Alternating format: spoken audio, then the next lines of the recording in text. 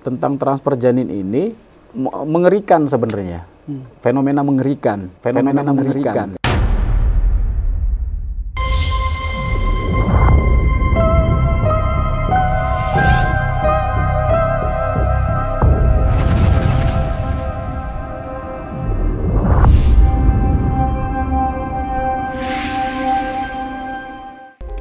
Hai penikmat ganjil, malam ini kita kembali jumpa lagi di studio ganjil dan kita akan berbincang-bincang untuk mengulas keganjilan yang ada di kehidupan kita sehari-hari. Dan kali ini kita kedatangan Ki Raksa, pendekar dari Mataram. Tahta Mataram. Tahta Mataram. Iya. Kita akan mengulas tentang transfer janin. Yang mungkin banyak masyarakat belum mengetahui tentang transfer janin. Oke, kita lanjut aja Ki, kita bincang-bincang Ki. Iya. Agak berat ya transfer janin. Saya sendiri belum tahu saya mau diajak ngomong apa tadi. Oke, banyak pertanyaan juga nih Ki tentang transfer janin tengah masyarakat kita. Sebenarnya transfer janin itu apa sih? Transfer janin ini kalau kita berbicara mistis tentang transfer janin itu sebuah fenomena di mana memindahkan janin dari satu rahim ke rahim yang lain secara goib gitu. Jadi ada orang yang mungkin yang hamil tapi dia tidak menginginkan dalam tanda kutip ya, entah dengan berbagai macam alasan, kemudian dia takut menggugurkan. Nah, ada solusi yang diberikan para praktisi supranatural mungkin ya, salah satunya itu transfer janin dengan syarat-syarat yang macam-macam lah kayak gitu. Jadi pindah dari satu rahim ke rahim yang lain ya, seperti itu. Jadi transfer, berpindah janin gitu. Oke. Berarti syaratnya ada dua perempuan yang untuk bertukar transfer itu. Ada si pengirim dan ada si penerima itu. Iya, tentunya harus perempuan sama perempuan. Kalau perempuan sama laki-laki nggak bisa. Ya, jadi syaratnya itu biasanya perempuan yang satu itu tidak menginginkan janinnya. Tidak menginginkan kehamilannya, sementara ada satu perempuan yang lain itu yang kepingin hamil tapi mungkin belum. Ya, jadi ada dua perempuan yang sama-sama deal dulu kan gitu. Yang satu siap untuk memberikan, yang satu siap untuk menerima. Seperti itu. Nah, sebenarnya macam-macam sih syarat yang diberikan. Kalau saya dulu sudah sangat lama sekali pernah mempelajari itu. Akhirnya dulu saya pernah mencoba seperti apa sih kan gitu transfer janin ini. Waktu saya pernah mempelajarinya, maka syaratnya adalah janin yang ada di ibu yang pertama ini yang ingin memberikan ini, itu syaratnya harus usia janinnya itu di bawah 3 bulan. Nah, yang menerima ini syaratnya dua-duanya yang kedua adalah dua-duanya harus memiliki pasangan gitu. Harus memiliki pasangan dan pasangannya harus bersedia juga, mengetahui dan bersedia. Nah, kenapa harus di bawah 3 bulan usianya? Karena kalau udah lebih dari situ biasanya agak sulit karena sudah terbentuknya sudah ini ya. Sudah daruh gitu ya. Sudah jadi. Kalau di bawah itu kan masih bentuk gumpalan. Itu masih mudah. Tapi kalau yang sudah lebih dari itu biasanya udah berbentuk bayi gitu ya. Udah ada bentuknya dan itu agak susah. Kalaupun dia harus dipindahkan, mungkin metodenya agak sedikit sulit dan panjang gitu. Nah, terus usia keduanya ini tidak boleh di atas 50. Untuk si perempuan ini ya. Dan tidak boleh di bawah 17. Oh, gitu. Dulu ya yang seperti itu. Jadi kalau di bawah umur di atas 50 kan biasanya rentan dengan apa kandungannya, apa dengan dirinya ya. Kalau melahirkan kan agak susah ya. Gitu. Jadi menghindari itu sebenarnya. Ya, terus kalau yang keduanya itu yang di bawah 17 ya karena masih di bawah umur kan gitu. Nah, biasanya seperti itu. Walaupun banyak juga yang tidak memakai syarat-syarat itu. Jadi ya siapa saja ya dilayani kan gitu. Makanya timbul banyak penipuan jadinya. Gitu. Nah, ini fenomena juga nih nantinya nih. Gitu loh, karena ada istilah transfer janin, terus banyak di luar sana yang merasa hamil tanpa dia inginkan. Entah dengan macam-macam kasusnya ya. Ada yang memang karena tidak ada suaminya, ada yang memang karena pergaulan kayak gitu ya. Terus itu khawatir, takut, cemas, akhirnya memilih jalan untuk transfer janin. Karena berpikir untuk digugurkan, dia takut karena hukum, ada dosa dan segala macam. Akhirnya dia cari solusi, ketemulah dengan cara transfer janin. Nah, orang-orang yang seperti ini, fenomena ini dimanfaatkan oleh oknum-oknum praktisi spiritual palsu, kalau saya bilang. Jadi mereka itu sebenarnya tidak paham tentang itu, tapi memanfaatkan ini untuk mencari uang lah. Nah, cara kerjanya gimana, Ki? Cara kerja untuk mentransfernya itu seperti apa? Secara mistis itu mungkin ya, kayak saya tidak bisa bilang ini pasti karena sangat luas kalau kita berbicara hal-hal seperti itu. Itu mirip dengan sistem santet jadinya. Kan memindahkan suatu benda material menjadi non material dan dimaterialkan kembali. Jadi seperti itu cara kerjanya. Fenomenanya mirip seperti itu. Bedanya adalah ini kan berkaitan dengan organ tubuh seseorang kan gitu. Organ tubuh seseorang. Maka kalau santet kita tidak perlu meminta orang itu untuk meritualkan sesuatu atau melakukan sesuatu. Ini kan harus ada sesuatu yang dia kerjakan. Seperti misalkan ada beberapa yang membacakan mantra, terus diberikan laku khusus ya. Jadi ada syarat-syarat yang harus dilakukan di antara yang memberikan dan yang menerima juga demikian. Jadi tapi kalau secara sistemnya mirip dengan santet gitu. Ya jadi orang itu harus melakukan sesuatu, ada syarat, mungkin ada puasa, ada segala macam, dan prosesnya tidak cepat. Itu memakan waktu yang cukup panjang gitu loh. Tidak hari ini diritual terus hilang tring gitu. Kayak gitu. Itu bisa makan waktu sampai seminggu. Nah, ini kan banyak orang nggak tahu tentang dunia mistis itu seperti apa. Jadi akhirnya kalau orang cuma dengar begini tanpa mempelajari secara mendalam, akhirnya berpikir nggak ada gitu.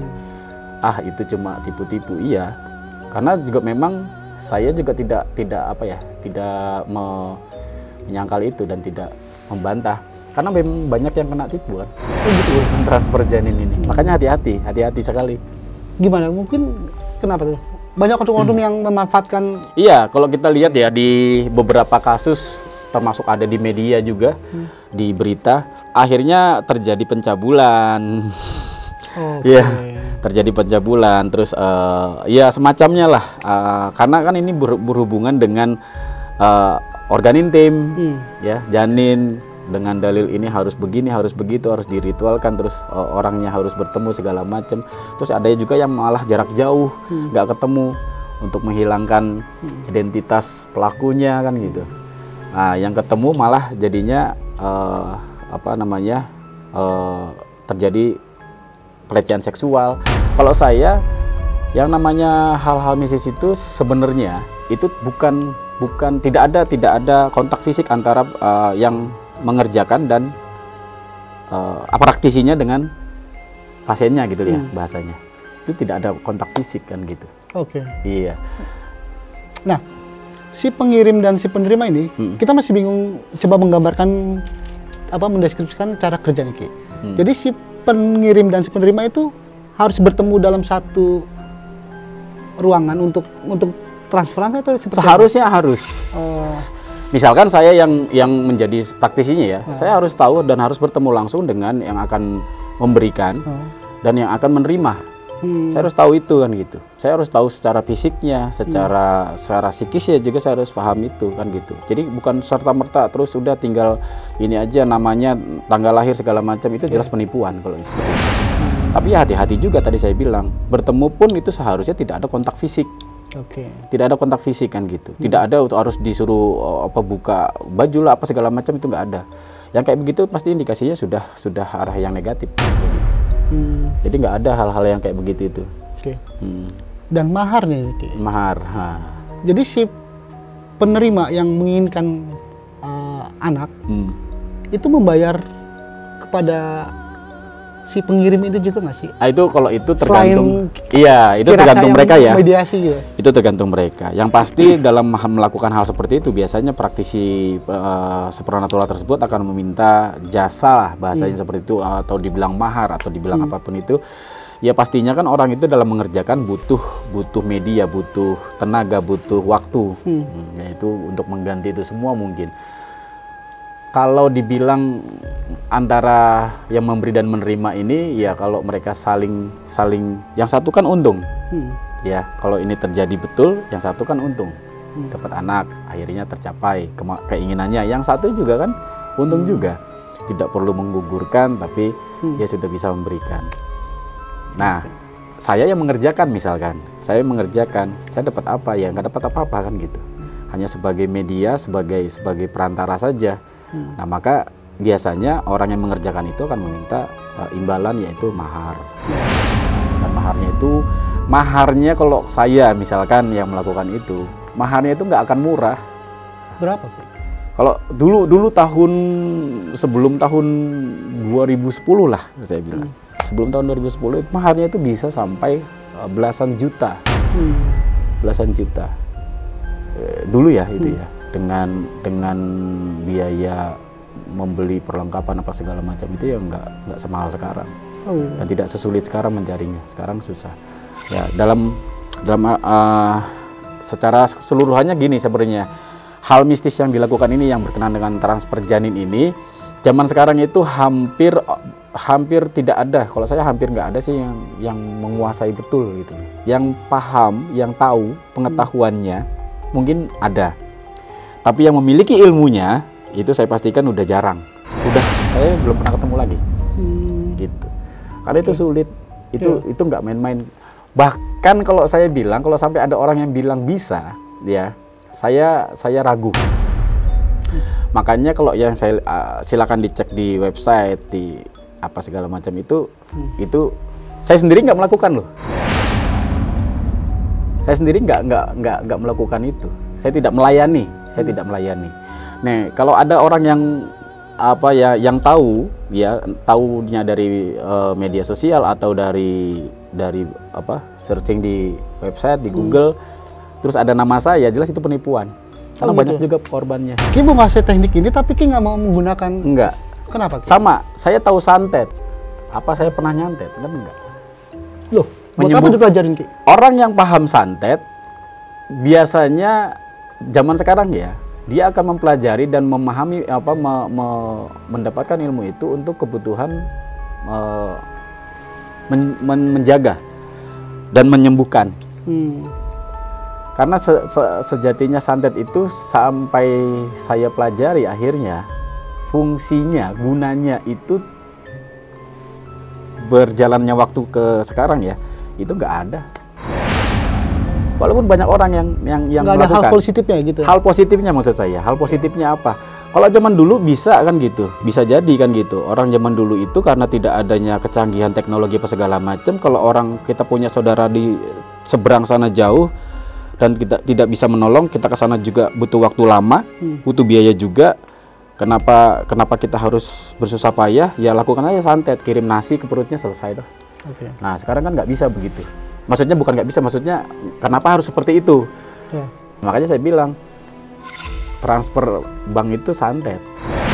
Gitu Kan kirim jarak jauh. Kirim jarak jauh toh. Tapi positif. Positif gitu loh. Makanya gitu. Jadi kalau saya pelajari murid-murid saya juga saya suruh mempelajari itu biar memahami kenapa sih ini apa sih gitu loh.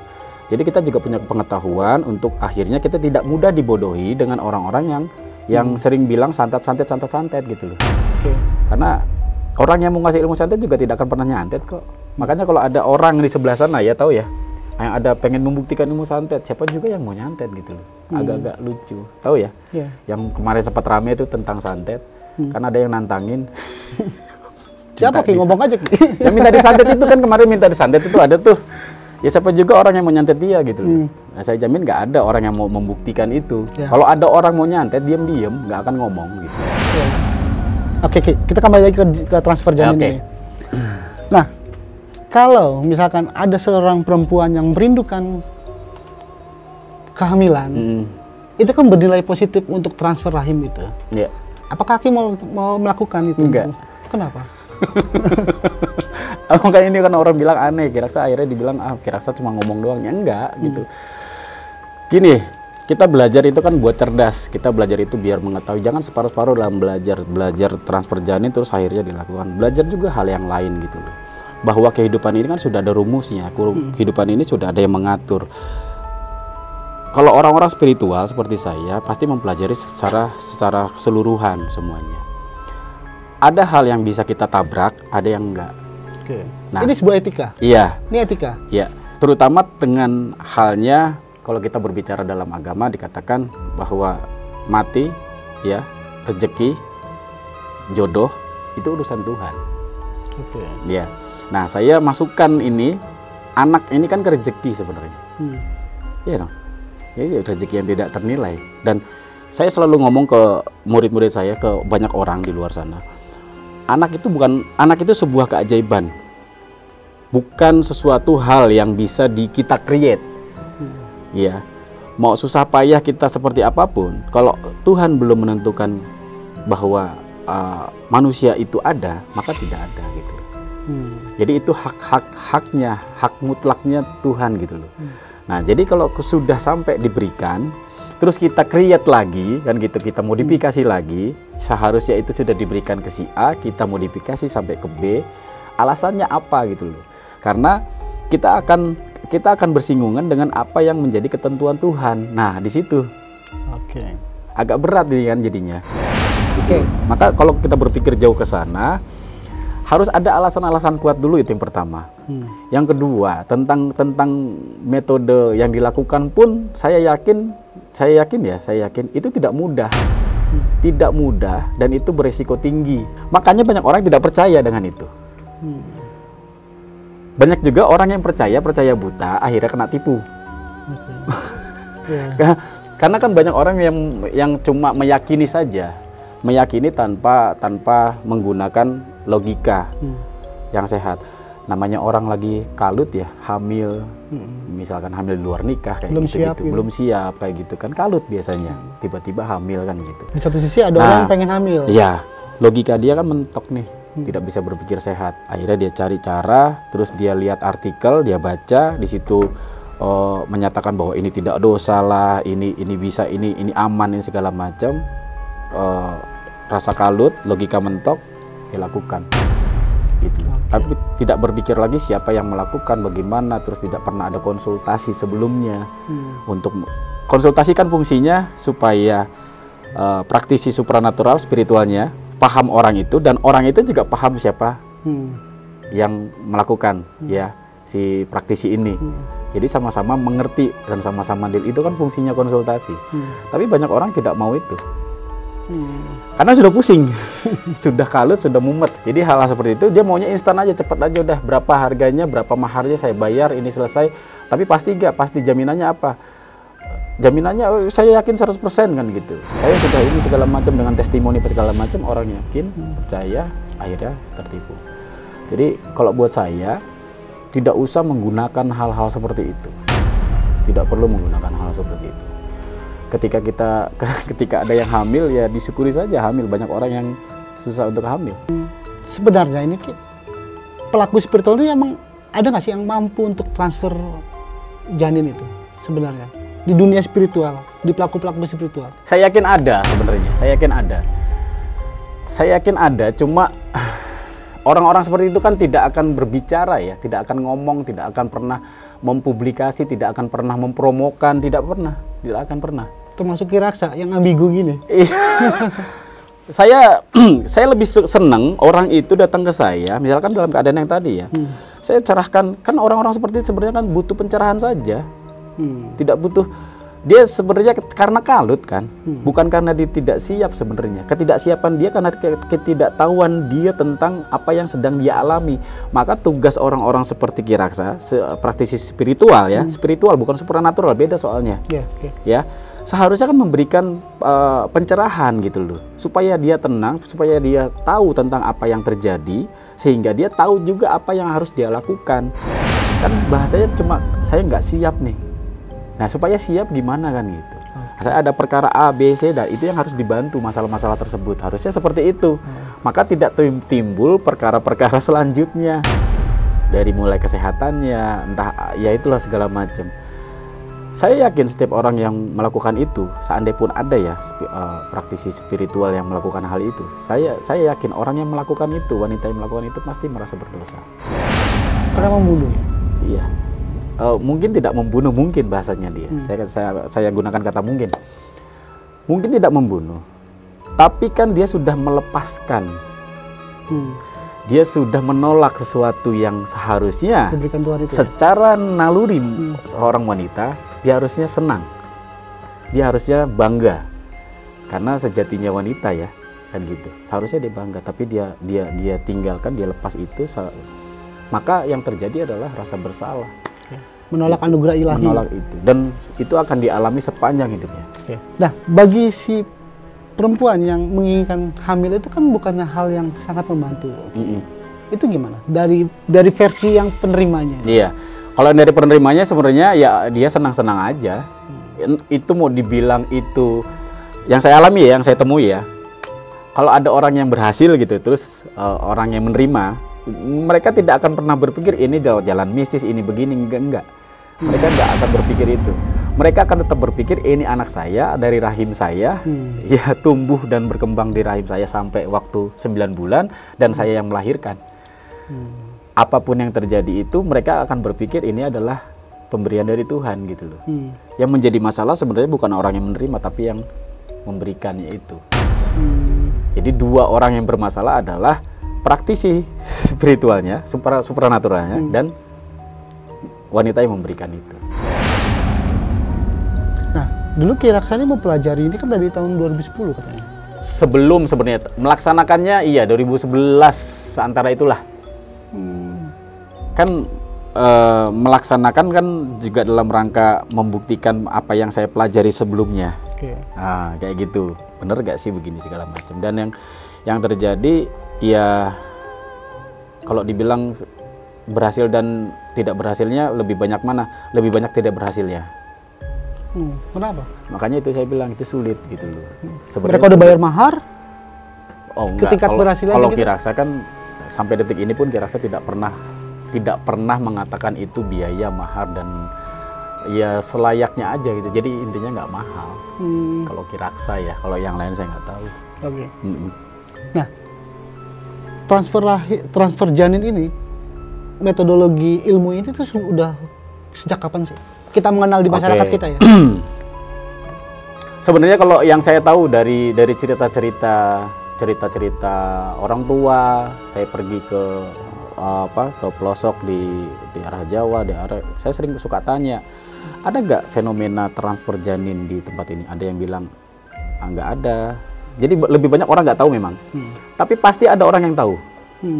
Oh iya, ada tuh begini, dan dengan testimoni mereka yang sangat meyakinkan, si ini dulu pernah begini-begini, itu anaknya hilang dari perutnya terus pindah ke si B, itu ada. Sampai kayak saya ke Sumatera pun ada, daerah Sumatera ya, nggak usah sebut tempatnya di mana, daerah Sumatera, Sumatera kan luas ya, itu ada gitu loh, fenomena seperti itu. Jadi saya pikir transfer janin itu sudah ada dari zaman dahulu sih.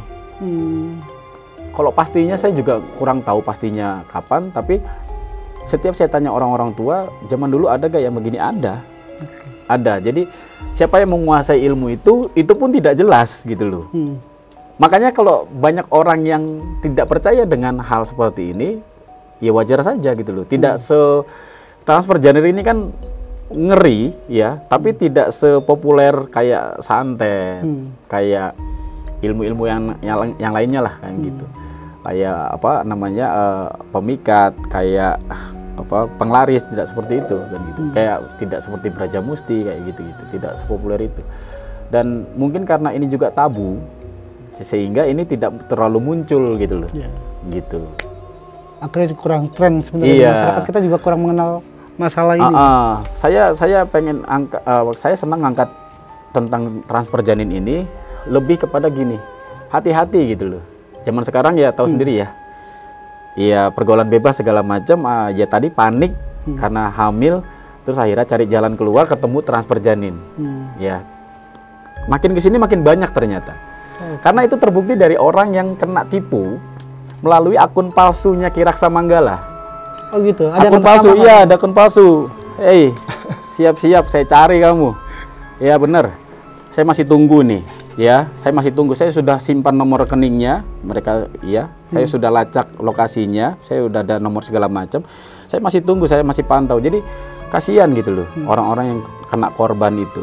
Jadi ada akun Kiraksa sampai dia bikin WhatsApp-nya, pakai profil saya, pakai semuanya saya, sampai alamatnya alamat saya.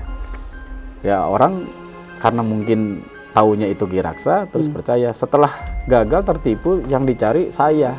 Oh, apesnya. Jadi ada tuh sampai saya tanya, kan minta ganti, saya kirim kemana, kan gitu. Saya bilang lapor polisi aja. Kalau bukti transfernya ada kan enak carinya, gitu loh. Bisa polisi membantu. Tolong bantu Ki. Ya udah 1, 2. Jadi sudah ada belasan yang transfernya juga lumayan gitu loh. Dari ratusan ribu sampai puluhan juta. Oh. Gitu. Bervariasi, mungkin dia lihat juga kondisi orangnya, dia tahu orangnya itu mampu atau tidak. Ya. Tapi itu hati-hati saya. Jadi tentang transfer janin ini mengerikan sebenarnya, fenomena mengerikan yang terjadi sekarang. Kalau dibilang ada apa enggak, kalau berbicara secara supranatural, spiritual, metafisik, saya harus mengatakan itu mungkin saja terjadi. Ya dengan keilmuan yang sudah saya pelajari tentang hal-hal mistis, tentang dunia metafisik, dunia fisika, itu mungkin saja terjadi, gitu. Tapi adakah orang yang bisa menguasai itu pada zaman sekarang? Itu saya ragukan. Karena itu tidak mudah mempelajari ilmu. Jangan ilmu yang seperti itu. Ilmu-ilmu yang biasa aja. Ilmu pemikat, ilmu pengasihan. Itu yang ilmu sederhana kalau saya bilang. Banyak orang nggak paham itu. Banyak orang yang ketika mempelajari pun tidak sanggup. Padahal itu ilmu biasa loh. Oke. Jadi transfer janin itu ilmu tingkat tertinggi bagi pelaku spiritual gitu, Ki? Tidak tertinggi juga, tapi itu bukan hal yang mudah sama sekali. Sama kayak santet. Ya. Santet ini kan udah dari dulu kan gitu. Tapi kalau ditanya zaman sekarang, ada orang yang mau mempelajari ilmu santet, saya akan menerima, saya ajarkan. Tapi saya tanya lagi, sanggupkah untuk konsisten mempelajari ini? Karena itu tidak waktu yang singkat, panjang. Dan selama waktu belajar itu dirimu akan mengalami banyak hal yang dirimu yang mungkin baru kamu alami dalam seumur hidupmu, dan itu tidak enak. Contoh kayak berpuasa, ya, terus semedi, kayak gitu-gitu. Jadi lebih kepada mengenali diri dulu. Saya gini, kalau belajar hal-hal seperti itu kan sebenarnya bukan tentang awalnya ya, bukan tentang apa yang di luar dirimu, tapi apa yang di dalam dirimu dulu. Itu mempelajarinya. Nah, manusia lebih mudah mempelajari apa yang di luar dirinya.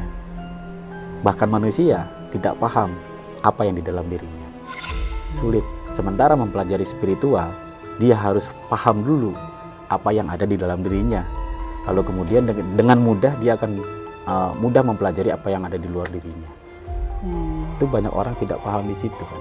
Kalau banyak oknum-oknum penipu tentang masalah transfer janin, sebenarnya indikator kita bagi orang-orang juga nih, kita bagi masyarakat juga yang ternyata ingin melakukan itu, indikator si pelaku spiritual ini melakukan penipuan atau enggak, itu seperti apa tuh, Ki?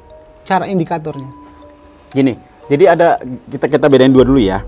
Jadi ada orang ini, kan sama-sama nggak bisa sebenarnya nih, ada dua nih, sama-sama orang nggak bisa. Yang satu benar-benar nipu, emang karena dia nggak tahu.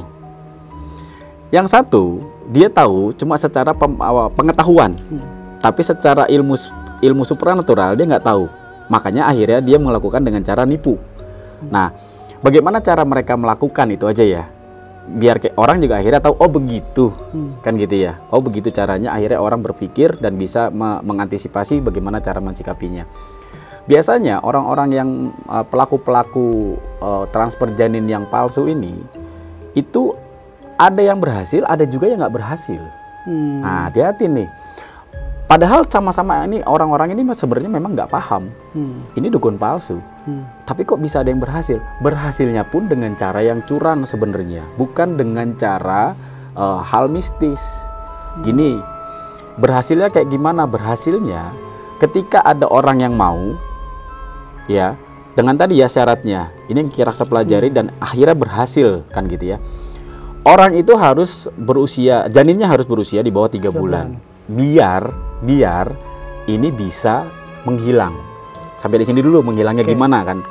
Yang kedua, yang menerima itu juga harus orang-orang yang belum dalam usia-usia muda ya. Jadi bukan yang ini. Karena apa? Secara logikanya dia belum pernah memiliki anak. Jadi rasa kepinginan punya anak itu besar. Semangatnya masih tinggi punya anak. Dan dia harus punya pasangan. Sampai di situ dulu. Yang satu, contoh kira-kira pelakunya. Ya, yang satu akan saya kasih obat untuk menggugurkan kandungan. Kuret? Bukan kuret. Oh, rontokin? Iya, rontok. Tapi rontoknya, nah ini dia punya obat yang memang bukan kayak orang keguguran, jadi kayak seperti orang menstruasi. Nanti pelaku tersebut akan mengatakan bahwa itu adalah menstruasi. Nah, silahkan setelah menstruasi selesai, silahkan cek ke dokter kandungan, itu akan hilang, akan negatif hasilnya. Nah, itu selesai dengan pasien yang mau memberikan. Untuk yang mau menerima seperti apa? Yang mau menerima juga akan ditreatment. Makanya dia harus punya pasangan. Kalau nggak punya pasangan, nggak mungkin nih. Dan disuges. Dia disuges dan dia diberikan semacam treatment, termasuk ramuan untuk sang suami. Dan dikasih seperti laku. Sebenarnya laku itu tahu ya. Syarat dia nggak boleh begini, dia harus begini kan gitu. Dia tidurnya nggak boleh malam, jam 9 malam dia harus tidur. Nah, sebelum tidur kamu harus baca mantra ini. Sebenarnya mantranya nggak berlaku. Yang berlaku adalah dia harus tidur jam sekian. Kenapa harus seperti itu? Agar menjaga kondisi tubuhnya agar fit untuk berpengaruh kepada kualitas sperma. Sebenarnya seperti itu. Jadi ada treatment-treatment tertentu yang disampaikan kepada si penerima. Pada akhirnya mereka melakukan pola hidup yang bagus. Ya, dan akhirnya mendapatkan anak. Makanya dibilang prosesnya panjang. Ada yang sampai 3 bulan seperti itu, ada yang cuma dia 2 bulan. Tidak pernah ada yang seperti itu berani mengatakan yang ini ya dengan tata cara yang walaupun nipu ya, tapi berhasil. Berhasil dengan cara menipu gitu loh. Ya. Nah, yang menipu, yang benar-benar menipu yang tadi itu ya gagal, tidak terjadi apapun, dia cuma rugi secara finansial aja. Gitu. Setelah rugi ya hilang udah kan kayak gitu. Jadi semua orang juga harus paham gitu loh bahwa hal-hal seperti ini, dukun-dukun palsu itu juga punya trik-trik yang atau punya cara-cara yang akan mengalihkan logika kita. Gitu. Makanya kita selalu menyampaikan itu, ngasih pemahaman itu, logika itu kepada murid. Nah, ini penting nih buat penikmat ganjil ya. Jadi sebenarnya itu alamiah. Si dukun ini memberikan ramuan ternyata untuk merontokkan janin. Iya. Lalu si pemberi ini, si dukun ini memberikan suges kepada si orang yang ingin hamil. Sebenarnya itu alamiah. Makanya disuruh kan harus ada pasangannya. Nah, gitu. Oke. Akhir dari bincang-bincang kita Ki, mungkin ada nggak satu petik yang buat konklusi buat penikmat ganjil ini untuk terakhir dari Ki Raksa ini? Konklusi dari saya ya tadi seperti tadi. Belajarlah sampai kapanpun ya tentang hal mistis, tentang hal-hal yang fenomenal yang mungkin saat ini menjadi ketakutan, menjadi kekhawatiran. Ya jangan dijadikan sebuah keyakinan. Belajar dan semua dasari dengan logika agar hidup kita itu tidak melulu percaya dengan sesuatu hal yang merugikan diri sendiri. Dah gitu aja. Nah, penikmat ganjil, mungkin kita sudah mendengar edukatif dari pelaku spiritual Ki Raksa tentang masalah logik supranatural dan spiritual. Dan mungkin ya, segala keanugerahan itu milik ilahi. Kekuatan manusia itu tetap kita harus berserah kepada ilahi. Mungkin itu yang pesan disampaikan oleh Ki Raksa. Dan kita terima kasih sudah hadir di studio ganjil ini. Ya, terima kasih. Untuk berbincang-bincang dengan penikmat ganjil.